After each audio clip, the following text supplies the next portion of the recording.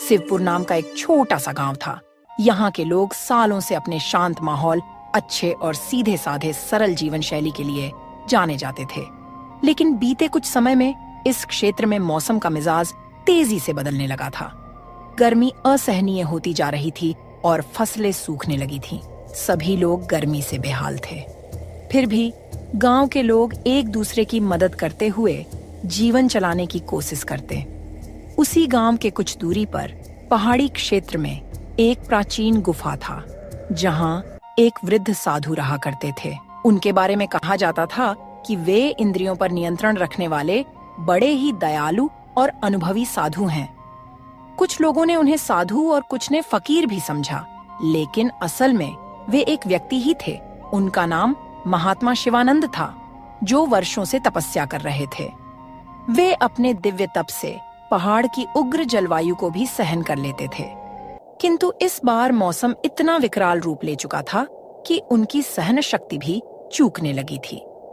हे प्रभु, यह कैसी अग्नि परीक्षा है। मेरे शरीर की समस्त शक्ति मानो सूख सी गई है। इस भीषण गर्मी में भी मैंने सदा उपवास और साधना को ही अपना जीवन बना लिया है, पर अब शरीर जवाब दे रही है। गर्मी से साधु महाराज की हालत खराब होने लगी थी। गुफा के बाहरी हिस्से में सूरज की रोशनी इतनी तीव्र थी कि अगर कोई बाहर खड़ा होता तो कुछ ही देर में पसीने से लथपथ हो जाता। पहाड़ी इलाका में जो छोटे मोटे तालाब थे वह भी सूख चुके थे और वह पानी के बिना और भी तड़प रहे थे। ऐसे में साधु बाबा ने सोच लिया कि आज उनको किसी भी तरह गांव जाकर लोगों से सहायता लेना ही पड़ेगा। गुफा में अब और रुकना जीवन के लिए खतरा हो सकता है। सुबह का समय था, पर धूप इतनी तेज कि लगती थी कि मानो दोपहर हो गई है। साधु शिवानंद अपने शरीर को संभालते हुए धीरे धीरे पहाड़ से उतर रहे थे। उनकी चाल डगमग हो रही थी, कंठ सूख चुका था, पर मन में अभी भी उम्मीद थी कि गांव के लोग उनकी सहायता जरूर करेंगे। रास्ते में उन्हें एक चरवाहा मिलता है, जो अपनी भेड़ियों को पहाड़ पर चराने ले जा रहा था। अरे बाबा जी, आप इस भीषण गर्मी में कहाँ निकलकर जा रहे हैं? आपकी तबीयत तो ठीक है ना? हे बेटा, मुझे कुछ पानी की आवश्यकता है। बहुत कष्ट में हूँ। क्या तुम्हारे पास पानी है? चरवाहा असमंजस में पड़ जाता है। उसके पास भी सिर्फ एक छोटा सा पानी का मशक था, जो पूरे दिन उसके लिए काफी मुश्किल से चलता था। कुछ क्षण सोचने के बाद वह थोड़ा पानी साधु को दे देता है। बाबा, मेरे पास ज्यादा पानी नहीं है, पर जो है वह आपको दे रहा हूँ। आप गांव पहुँचे तो और लोगों से भी मदद मांग लेना। साधु को थोड़ी राहत मिलती है। उन्हें इस चरवाहे में उम्मीद की किरण दिखती है। साधु उसे आशीर्वाद देकर आगे बढ़ जाते हैं। जब साधु गांव के पास पहुंचते हैं तो देखते हैं कि गांव के पास में ही एक ही कुआं था, जो अब लगभग सूख सा गया था। गांव के लोग दिन भर उसका पानी निकालकर अपने अपने काम में लगा लेते थे। साधु शिवानंद जब गांव में दाखिल हुए तो सबसे पहले उन्हें तेज धूप ने इतना तपन दिया कि उनके गर्दन पर चमकती पसीने की बूंदें झलक आईं। गांव की गलियों से गुजरते हुए वे देखते हैं कि अधिकतर मकान मिट्टी के बने थे। कुछ बैल बेचैन होकर तड़फड़ा रहे थे। थोड़ी दूर जाने पर साधु को कुछ लोग दिखाई देते हैं, जो मिलकर एक सूखे तालाब की तलहटी साफ कर रहे थे। अरे शंभू भाई, लगता है ये गर्मी हमारी जान लेकर ही मानेगी। इतनी गर्मी, ऊपर से गर्म हवा शरीर को जला दे रही है। हाँ, तुम सही कह रहे हो, पर हम कर भी क्या सकते हैं? गांव में सभी परेशान हैं। अब तो कुआं का पानी भी खत्म होने वाला है। अगर पानी खत्म हो गया तो हम सब पानी के बिना तड़प तड़प कर मर जाएंगे। हे भक्तों, क्या कोई मेरी सहायता कर सकता है? मुझे पानी की अत्यंत आवश्यकता है, और यदि कुछ छाया या विश्राम का स्थान मिल जाए तो मैं आपका आभारी रहूंगा। ग्रामीणों ने उन्हें देखा, पर कोई खास उत्सुकता नहीं दिखाई। उन्हें लगा कि यह कोई साधु या भिक्षुक होगा जो भीख मांगने आया है।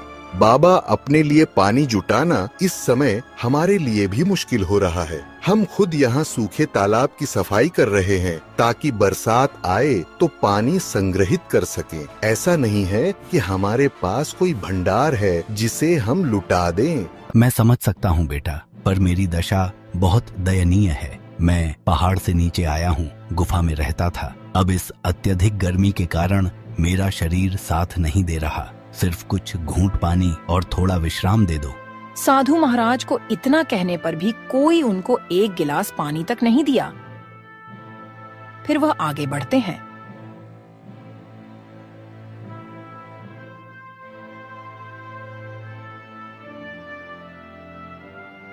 गर्मी से बेहाल मजबूर वह गांव के चौपाल पे जाते हैं, जहां लोग इकट्ठे होकर बैठते थे।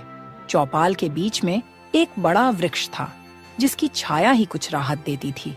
साधु उसी छाया की ओर बढ़े, लेकिन वहां पहले से ही कुछ लोग बैठे थे और गर्मी से बचने की कोशिश कर रहे थे। बच्चों, मुझे कुछ समय के लिए इस छाया में बैठने दीजिए और हो सके तो एक लोटा पानी दे दो। मुझे बहुत जोर की प्यास लगी है। चौपाल पर बैठे व्यक्ति बाबा का मजाक बनाते हुए बोलते हैं, बाबा, पानी की किल्लत सबको है, फिर भी अगर आपको बैठना है तो किसी कोने में बैठ जाएं, लेकिन हमसे ज्यादा उम्मीद न रखिए। फिर भी आप तो साधु हैं, आपको पानी की क्या जरूरत? आप तपस्या कीजिए। आपको तो भगवान पहले ही इतनी शक्ति दिए हुए है कि आपको पानी की क्या जरूरत? साधु जी शर्मिंदा होकर धीरे से कोने में बैठ गए। वह अत्यधिक थकान महसूस कर रहे थे। उन्हें आशा थी कि शायद कोई और उनको पहचान लेगा या मदद करेगा, लेकिन गांव वालों के बीच एक अजीब तरह का अविश्वास लग रहा था। उन्हें लगा कि साधु धोखा देने आया है या कुछ मांगने आया है जिसे वे पूरा नहीं कर पाएंगे। कुछ देर बाद गांव का मुखिया वहां आता है। वह एक तगड़ा ऊंचे कद का व्यक्ति था, चेहरे पर रोबीला भाव और आंखों में कड़ापन। उसका नाम था भगवंत सिंह।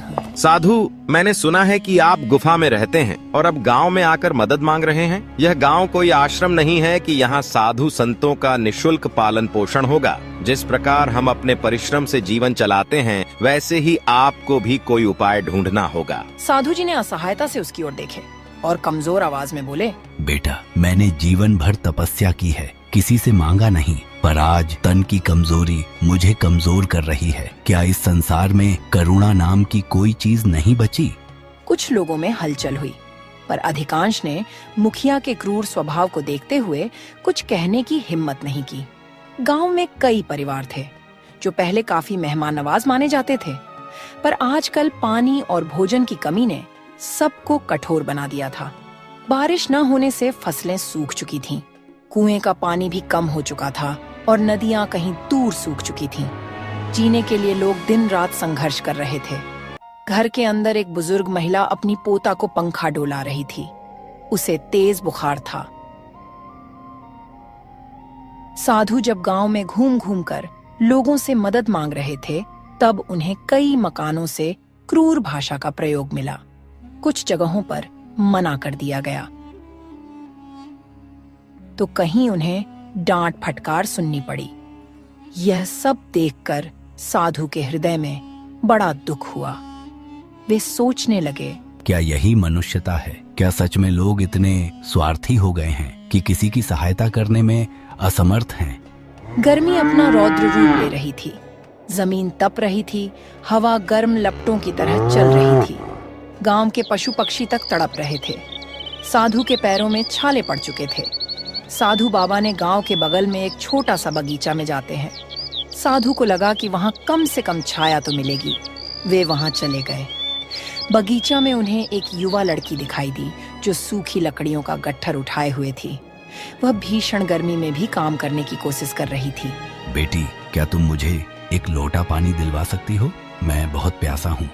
लड़की के चेहरे पर दया का भाव था, पर वह भी असमर्थता जताती हुई बोली, बाबा, मैं आपको पानी जरूर देती, पर हमारे घर में भी पानी सीमित है। रोज कुएं पर जाकर लंबी लाइन लगानी पड़ती है, तब कहीं 1-2 मटकी भर पाती हूँ। माफ कीजिए, मुझे डर है कि घर के लोग नाराज ना हो जाए। इतना कहकर वह वहां से चली गई। साधु को समझ आ गया कि गांव के लोग इस समय अपने अपने संकट से घिरे हुए हैं और उनका हृदय भी सूख गया है। जैसे इन खेतों और तालाबों का पानी सूख गया हो। फिर भी साधु ने बगीचे के एक कोने में बैठकर आखिरी बार प्रार्थना की, हे प्रभु, यदि कोई चरम पर हो तो दया का अंकुर फूटना चाहिए, किंतु यहाँ तो मानवता ही विलुप्त हो रही है, ऐसा क्यों?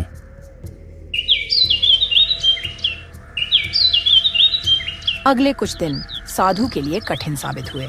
उन्हें पर्याप्त भोजन तो दूर, पीने को पानी तक नहीं मिला। तेज गर्मी में उनका शरीर ह्रास की ओर बढ़ रहा था। एक दिन दोपहर को जब सूरज आसमान के ठीक ऊपर था और किरणें मानो आग बरसा रही थीं, तब साधु बेहोश होकर गिर पड़े। गांव वाले इकट्ठा हुए, लेकिन उस वक्त भी उनमें कोई उत्साह या करुणा नहीं थी। मुखिया भगवंत सिंह भी पहुंचा और साधु को देखते ही बोला, इन्हें उठाकर छाया में कर दो, नहीं तो ये मर जाएंगे तो आगे और झंझट खड़ी हो जाएगी। अरे छोड़ो ना, मर भी गए तो क्या फर्क पड़ेगा, एक साधु ही तो है। हम सबको अपनी रोजी रोटी और पानी का जुगाड़ करना है, इनके लिए कौन वक्त बर्बाद करे। चलो चलो भाई, अपने अपने काम में लग जाओ। कुछ ही देर में साधु को थोड़ा होश आया। उन्होंने धीमी सी सांस ली और बोलने की कोशिश की, लेकिन शब्द उनके कंठ में अटक गए। साधु को लगा कि अब उनका अंत समय आ गया है। कमजोरी इतनी बढ़ चुकी थी कि उनका शरीर कांप रहा था। उनकी आंखों से आंसू बह निकले।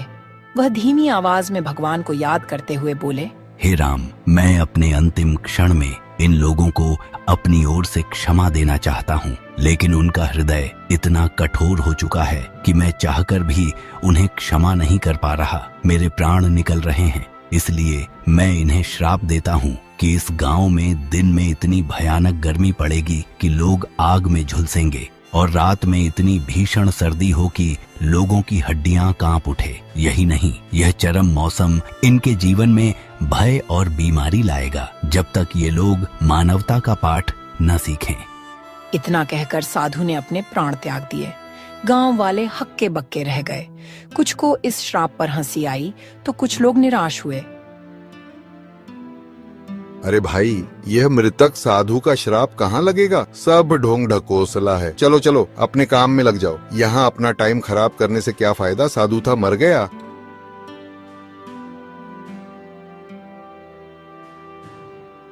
साधु की मृत्यु के 1-2 दिन बाद ही मौसम ने अपना विकराल रूप दिखाना शुरू कर दिया। सूरज की गर्मी, जो पहले ही असहनीय थी, अब और भी प्रचंड हो गई। तापमान इतना बढ़ गया कि मिट्टी में दरारें पड़ने लगीं। पशु पक्षियों के लिए जीवन और भी कठिन हो गया। दिन में लूह चलती, जिसके थपेड़े मानो शरीर को झुलसा देती थी। गांव वाले दिन में बाहर निकलने से कतराने लगे, पर रात होते ही हालात बिल्कुल उल्टा हो जाता। ठंडी हवाएं चलती, लेकिन यह ठंडक सुखद नहीं, बल्कि हाड़ कपा देने वाली थी। लोगों को समझ ही नहीं आता कि इतनी उग्र गर्मी के बाद अचानक इतनी भयंकर ठंड कैसे हो सकती है। अरे शंभू भाई, मौसम का मिजाज कुछ समझ नहीं आ रहा। ये कैसा मौसम हो गया जो दिन को तेज गर्मी और रात को हाड़ कपाने वाली ठंडी पड़ रही है? ऐसा तो मैंने अपने जीवन में पहली बार देख रहा हूँ। हाँ, तुम सही कह रहे हो। मुझे भी कुछ समझ नहीं आ रहा है कि यह क्या बला है। अब तो लोगों की तबीयत भी खराब होने लगी है और बच्चों को निमोनिया होने लगी और बुजुर्ग मरने लगे हैं। इस चरम मौसम ने गांव के स्वास्थ्य तंत्र को तहस नहस कर दिया। दिन में गर्मी और रात में निमोनिया या सर्दी जुकाम जैसी बीमारियां फैलने लगीं।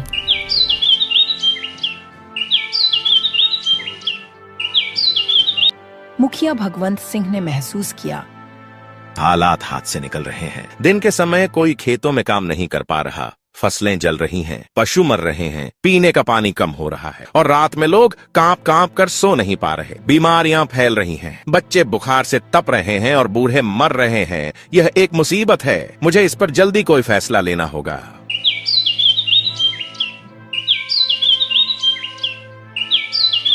अगले दिन मुखिया ने एक आपात बैठक बुलाई।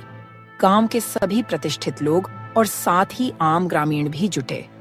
सबके चेहरे पर चिंता और भय की लकीरें स्पष्ट थीं।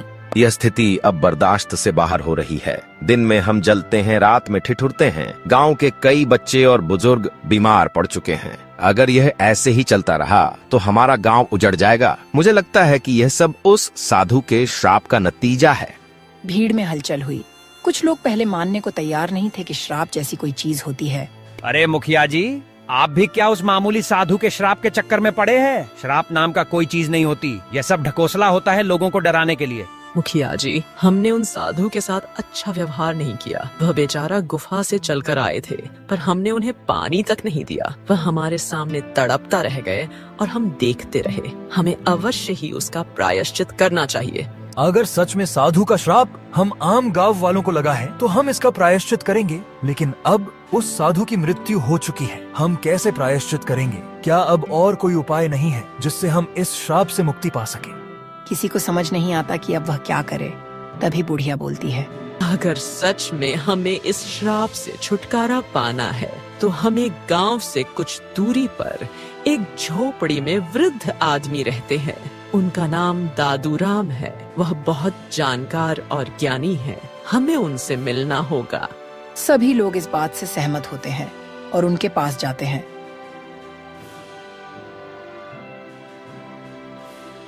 वहां जाकर उनको सारी बात बताते हैं। तब दादूराम बोलते हैं, बेटा, मैं उस साधु बाबा को जानता था। वर्षों से सुना था कि वे अपनी तपस्या से अनेक लोगों को लाभ पहुंचा चुके थे। उनका मन सदा शांत और दयालु था। उनके श्राप का कारण तुम्हारी क्रूरता है। अगर तुम लोग उस क्रूरता का प्रायश्चित करना चाहते हो तो हमें सबसे पहले उनके पार्थिव शरीर को ढूंढकर उनका विधिवत अंतिम संस्कार करना होगा। सुनने में आया है कि वह बगीचा में ही अपने प्राण त्याग दिए थे। लोग उनके बात से सहमत हुए। हाँ, यही उचित होगा। लेकिन क्या इससे सचमुच श्राप समाप्त हो जाएगा? श्राप तभी समाप्त होगा जब हमारी हृदय से मनुष्यत्व लौट आएगा। हमें दयालु और परोपकारी बनना होगा। दूसरों की मदद करने की शपथ लेनी होगी। तभी उनका अशांत आत्मा को शांति मिलेगी और हो सकता है कि परमात्मा हमारी सहायता करे। गांव के लोग एकजुट होकर बगीचा में पहुँचे जहाँ साधु का पार्थिव शरीर पड़ा हुआ था।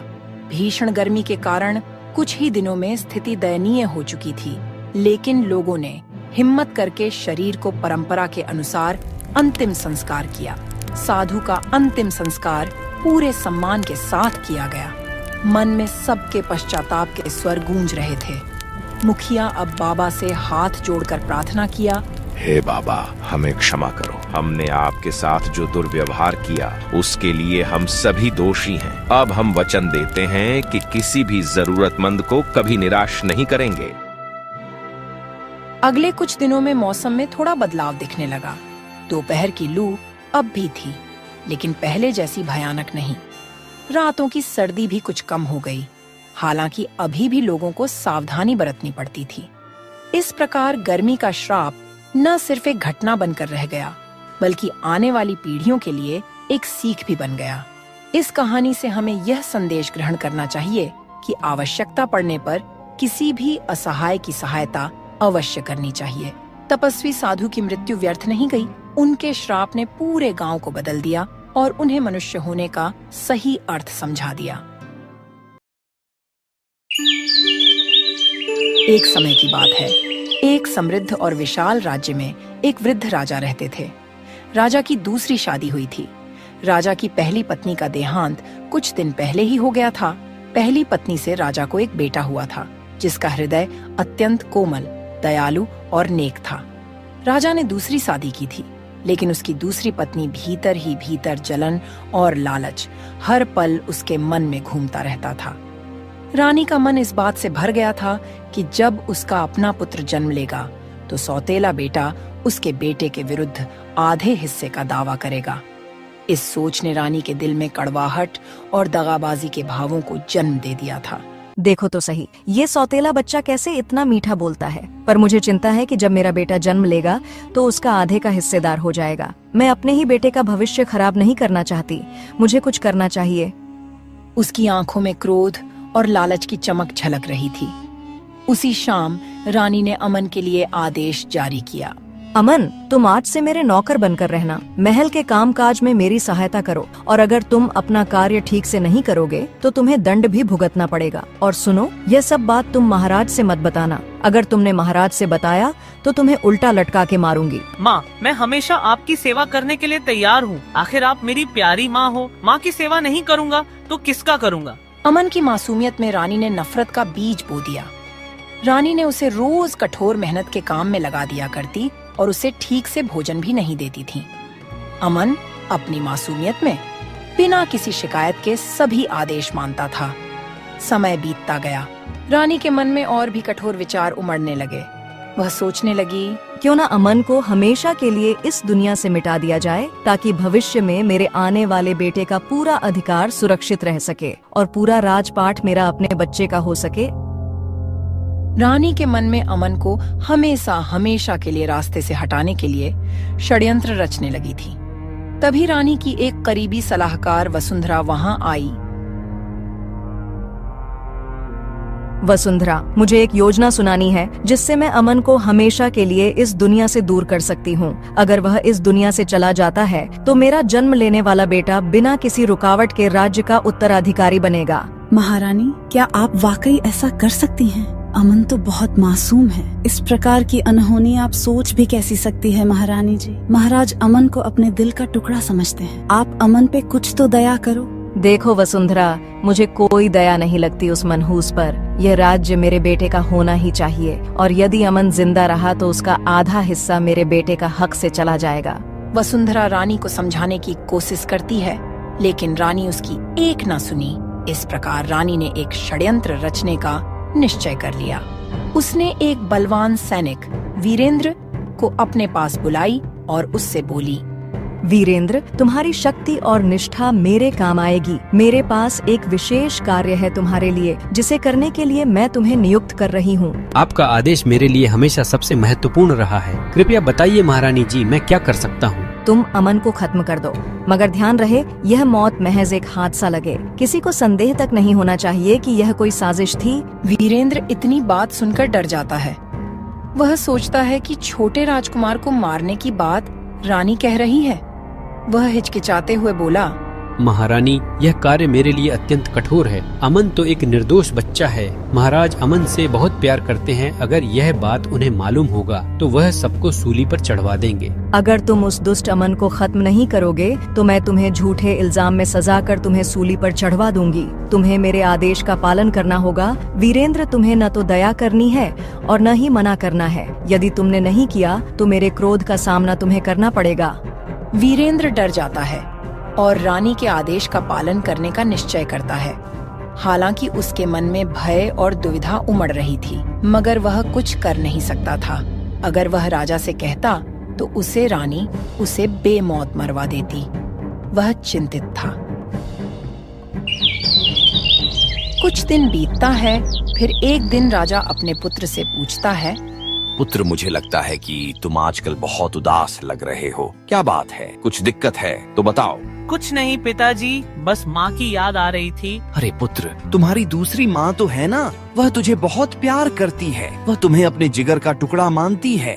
तभी रानी वहाँ आती है और झूठी प्यार दिखाते हुए बोलती है, अरे मेरे प्यारे पुत्र, तुम कहाँ थे कब से? मैं तुम्हें ढूंढ रही हूँ। तुम्हारे लिए मैं बहुत अच्छा पकवान बनवाई हूँ, चलो खा लो। तुम सुबह से कुछ नहीं खाए हो, देखो तो कितना कमजोर हो गए हो तुम। राजा इतनी बात सुनकर बहुत खुश होते हैं। वह सोचते हैं कि मेरी दूसरी पत्नी मेरे बेटे की कितनी ख्याल रखती है। इसी तरह दिन बीतते।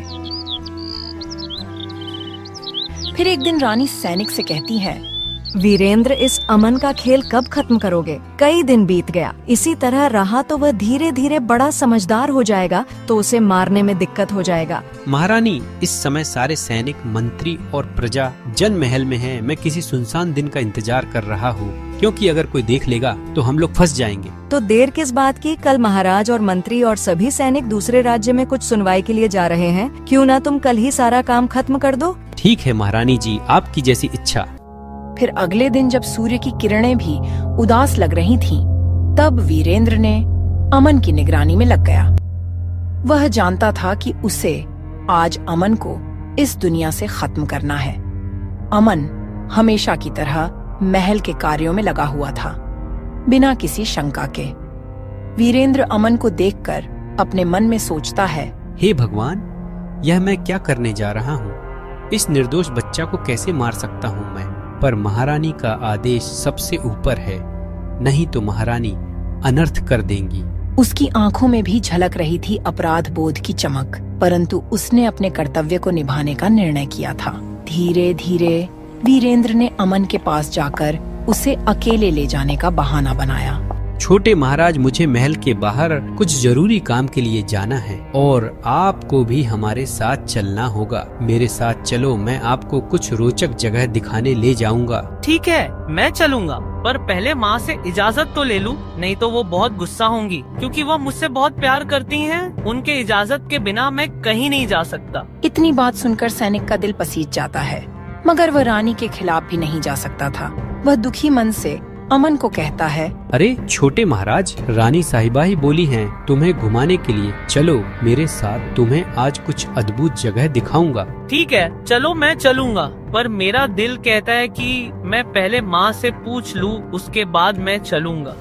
अमन तुरंत ही रानी के पास जाता है और पूछता है, माँ, वीरेंद्र सैनिक के साथ मैं घूमने जाना चाहता हूँ, क्या आपकी इजाजत है? हाँ, क्यों नहीं, तुम जाओ। जंगल में बहुत अनोखा अनोखा दृश्य देखने को मिलेगा। तुम जाओ, तुम्हें बहुत अच्छा लगेगा। लेकिन माँ, मुझे पता नहीं क्यों बहुत घबराहट हो रही है, लगता है कुछ अनहोनी होने वाला है। अरे नहीं बेटा, यह सब तुम्हारा वहम है। तुम पहली बार जंगल का सैर करने जा रहे हो, इसीलिए तुम घबरा रहे हो। तुम निश्चिंत होकर जाओ और फिर मेरा आशीर्वाद तुम्हारे साथ है। रानी की बात सुनकर अमन खुशी खुशी सैनिक के साथ चला जाता है। तभी रानी मन ही मन सोचने लगती है, जा जा अमन के बच्चे, आज तेरा खेल खत्म। अब से मेरे आने वाले बच्चे का सारा राजपाट होगा। दोनों महल से बाहर निकलते हैं और एक सुनसान रास्ते पर चल पड़ते हैं।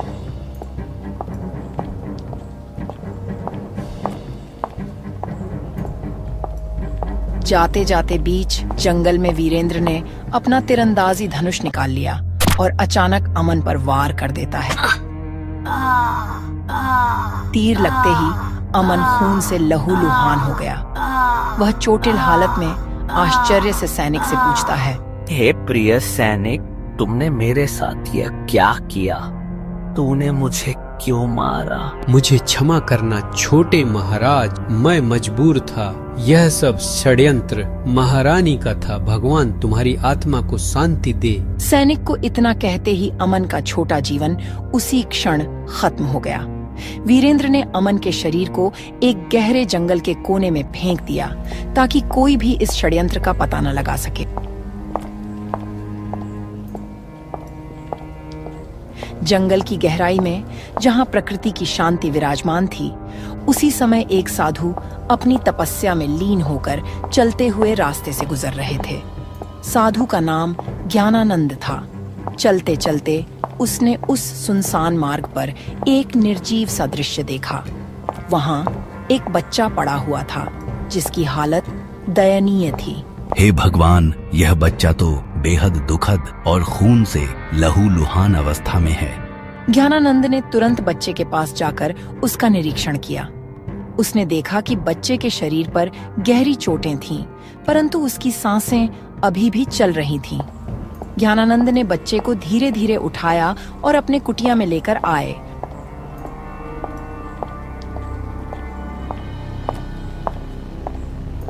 और ज्ञानानंद ने बच्चे का उपचार करना शुरू किया, उसे औषधियां दी और धीरे धीरे उसकी हालत में सुधार आने लगा। बच्चे ने ज्ञानानंद की गोद में अपना विश्वास जताया। ज्ञानानंद ने बच्चे को आकाश का नाम दिया, जैसे कि वह पुनर्जन्म प्राप्त कर रहा हो। हे बच्चा, तुम चिंता मत करो, अब तुम्हें मेरे संरक्षण में सुरक्षित जीवन मिलेगा। इधर जब राजा को पता चला कि उनका बेटा अमन महल से गायब है, तो वह पागल से हो गए और अमन को खोजने का सख्त निर्देश दिया। रानी झूठे आंसू बहाकर अमन के लिए दुखी थी। अरे सैनिकों, जल्दी मेरे बेटे को खोजो। आखिरकार कौन है जो मेरा दुश्मन है, जो मेरे बेटे को अगवा कर लिया है? कुछ वर्ष बीतते हैं। जब आकाश बड़ा होता है, तब समय के साथ ज्ञानानंद ने आकाश को साधु की शिक्षा दी। आकाश ने कठिन तपस्या और साधना से न केवल अपने शारीरिक घाव भर लिए, बल्कि अपने मन में ज्ञान और करुणा की ज्योति भी प्रज्वलित कर ली। आकाश अब न केवल एक साधु बन गया, बल्कि अपने अंदर वह दिव्य प्रकाश भी जागृत हुआ, जिसने उसके चारों ओर आशा का संचार कर दिया। राजमहल में समय का पहिया निरंतर घूमता रहा। राजा पहले से बूढ़े हो चुके थे और रानी को भी कोई संतान नहीं हुआ, जिस पर वह घमंड करती थी। अब रानी को भी चिंता सताने लगी थी। वह सोचती, मैंने अपने सौतेले बेटे को मरवाकर अच्छा नहीं किया। वह अपने माँ की तरह मुझे मानता था। आज कई वर्ष बीत गया लेकिन मेरी कोई औलाद नहीं हुआ। अगर अमन रहता तो हमारे बुढ़ापे का सहारा होता। ये मैंने बहुत गलत किया, उसी का सजा भगवान मुझे दे रहे हैं, मुझे बिना औलाद बनाकर। अब रानी को पछतावा हो रहा था, परंतु अमन अब महल में नहीं था। राजा को भी अपने राज्य की चिंता सताने लगी। मुझे मेरे पुत्र का इंतजार है, परंतु मुझे कुछ भी नहीं मिल रहा। क्या ये सच है कि वह अब इस दुनिया में नहीं है? राजा की आवाज में निराशा और पीड़ा की झलक थी। दिन बीतते गए और राजा की सेहत में लगातार गिरावट आती गई। उनके मन में एक अनकही पीड़ा थी जिसे समझना कठिन था। अंततः राजा की चिंता और बेचैनी उनके स्वास्थ्य पर भारी पड़ गई। राजा की स्वास्थ्य की हालत इतनी खराब हो गई कि एक दिन उन्होंने अपने प्राण त्याग दिए। महल में सभी शोक हो उठे। राजा का निधन एक गहरा घाव बनकर रह गया, परंतु यह किस्मत की मार थी जिसे कोई भी रोक नहीं सकता था। उसी क्षण ज्ञानानंद और आकाश, जो अब पूर्ण साधु बन चुके थे, भिक्षा मांगने महल के दरबार में पहुंचे। महल के दरबार में सभी लोग राजा के निधन पर शोक मना रहे थे। हे दरबार के लोग, यह क्या हुआ? किसका निधन हो गया है? दरबार के लोग साधु की बातें सुनकर उनसे सारी बात बताते हैं। क्या बताऊं बाबा, इस राजमहल में अनर्थ हो गया। यह जिसका निधन हुआ है, यह एक राजा थे। उनका एक ही बेटा अमन था जो पता नहीं कहाँ खो गया। उसी के चिंता में राजा की तबीयत खराब होने के कारण आज उनकी मृत्यु हो गई। हे बाबा, यह बताओ कि राजा का निधन किस प्रकार हुआ। ऐसा प्रतीत होता है कि उनके मन में असीम पीड़ा थी। राजा का निधन सिर्फ शारीरिक रोग के कारण नहीं हुआ। उनके मन पर अटकी निराशा, अविश्वास और अनदेखी पीड़ा ने भी उन्हें तोड़ दिया। बहुत समय पहले की बात है। राजा का एक ही संतान अमन था। वह करीब 10 साल पहले कहीं लापता हो गए। तब से राजा दुखी रहने लगे थे और उनकी आज मौत हो गई। बुजुर्ग की इतनी बात सुनकर साधु ज्ञानानंद समझ जाते हैं कि आकाश को ही उन्होंने कई साल पहले जंगल से घायल स्थिति में उठाकर अपनी कुटिया में लाए थे। फिर साधु महाराज अमन को आकाश का नाम दिया था। साधु ज्ञानानंद ने रानी से पूछते हैं, महारानी, क्या आप हमें बता सकती हैं कि राजा का निधन कैसे हुआ है? रानी, जो अब अकेली और पीड़ा में डूबी हुई थी, उसकी आंखों में चिंता और भय साफ झलक रहे थे। वह धीरे से बोल पड़ी, सच तो ये है कि मैंने ही अपने सौतेले बेटे अमन के साथ अन्याय किया। मैंने उसे अत्याचार में डाला और आज्ञा दी कि उसे मार दिया जाए। अगर मैंने उसे मरवा दिया होता तो मेरे जन्मे हुए बेटे को संपूर्ण राज्य का उत्तराधिकारी बनना निश्चित हो जाता, परंतु नियति का खेल कुछ और ही था। दरबार में एक घबराहट फैल गई। सबको समझ में आ गया कि रानी के लालच और जलन ने किस कदर राज्य में दुख और विनाश फैला दिया था।